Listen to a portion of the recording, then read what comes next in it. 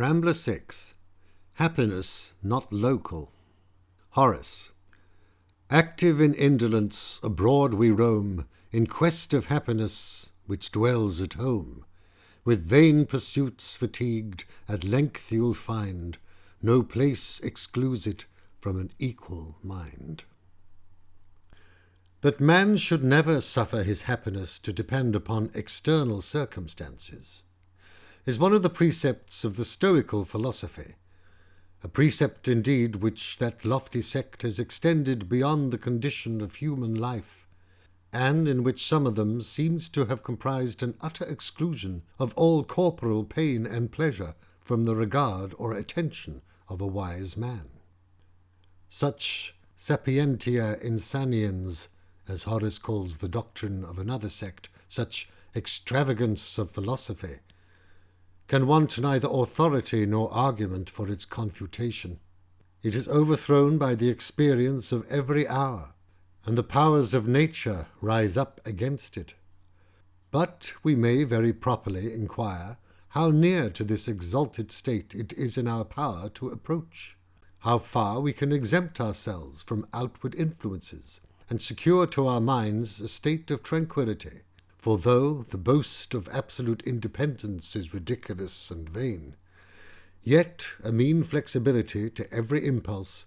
and a patient submission to the tyranny of casual troubles, is below the dignity of that mind which, however depraved or weakened, boasts its derivation from a celestial original, and hopes for a union with infinite goodness and unvariable felicity. Unless the soul to vice a thrall desert her own original. The necessity of erecting ourselves to some degree of intellectual dignity, and of preserving resources of pleasure which may not be wholly at the mercy of accident, is never more apparent than when we turn our eyes upon those whom fortune has let loose to their own conduct, who, not being chained down by their own condition to a regular and stated allotment of their hours, are obliged to find themselves business or diversion, and having nothing within that can entertain or employ them, are compelled to try all the arts of destroying time. The numberless expedients practised by this class of mortals to alleviate the burthen of life are not less shameful, nor perhaps much less pitiable, than those to which a trader on the edge of bankruptcy is reduced. I have seen melancholy overspread a whole family at the disappointment of a party for cards, and when, after the proposal of 1,000 schemes, and the dispatch of the footman upon 100 messages, they have submitted, with gloomy resignation, to the misfortune of passing one evening in conversation with each other. On a sudden, such are the revolutions of the world, an unexpected visitor has brought them relief, acceptable as provision to a starving city, and enabled them to hold out till the next day. The general remedy of those who are uneasy without knowing the cause is change of place. They are willing to imagine that their pain is the consequence of some local inconvenience, and endeavour to fly from it as children from their shadows, always hoping for some more satisfactory delight from every new scene, and always returning home with disappointment and complaints. Who can look upon this kind of infatuation without reflecting on those that suffer under the dreadful symptoms of canine madness, termed by the physicians the dread of water? These miserable wretches, unable to drink though burning with thirst, are sometimes known to try various contortions or inclinations of the body,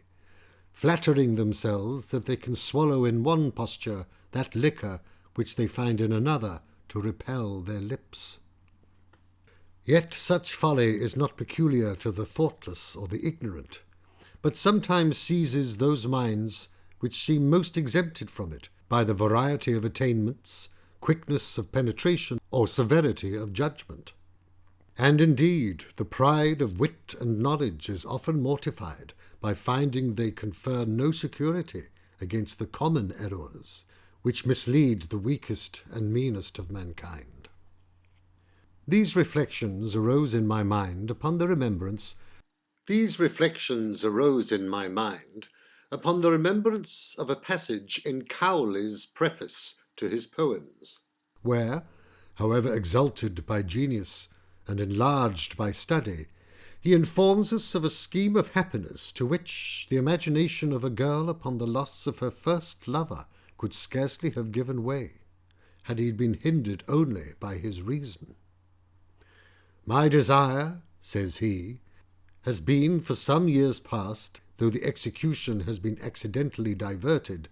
and does still vehemently continue, to retire from myself to some of our American plantations, not to seek for gold, or enrich myself with the traffic of those parts, which is the end of most men that travel thither, but to forsake this world for ever, with all the vanities and vexations of it, and to bury myself there in some obscure retreat, but not without the consolation of letters and philosophy." Such was the chimerical provision which Cowley had made in his own mind for the quiet of his remaining life, and which he seems to recommend to posterity, since there is no other reason for disclosing it. Surely no stronger instance can be given of a persuasion that content was the inhabitant of particular regions, and that a man might set sail with a fair wind and leave behind him all his cares, encumbrances, and calamities. If he travelled so far with no other purpose than to bury himself in some obscure retreat, he might have found in his own country innumerable coverts sufficiently dark to have concealed the genius of Cowley. For whatever might be his opinion of the importunity with which he might be summoned back into public life, a short experience would have convinced him that privation is easier than acquisition, and that it would require little continuance to free himself from the intrusion of the world. There is pride enough in the human heart to prevent much desire of acquaintance with a man by whom we are sure to be neglected, however his reputation for science or virtue may excite our curiosity or esteem, so that the lover of retirement needs not be afraid lest the respect of strangers should overwhelm him with visits. Even those to whom he has formerly been known will very patiently support his absence when they have tried a little to live without him, and found new diversions for those moments which his company contributed to exhilarate. It was perhaps ordained by Providence to hinder us from tyrannizing over one another, that no individual should be of such importance as to cause, by his retirement or death, any chasm in the world. And Cowley had conversed to little purpose with mankind, if he had never remarked how soon the useful friend, the gay companion, and the favoured lover, when once they are removed from before the sight, give way to the succession of new objects. The privacy, therefore, of his hermitage might have been safe enough from violation, though he had chosen it within the limits of his native island. He might have found here preservatives against the vanities and vexations of the world, not less efficacious than those which the woods or fields of America could afford him. But, having once his mind embittered with disgust, he conceived it impossible to be far enough from the cause of his uneasiness, and was posting away with the expedition of a coward, who, for want of venturing to look behind him, thinks the enemy perpetually at his heels. When he was interrupted by company, or fatigued with business, he so strongly imagined to himself the happiness of leisure and retreat,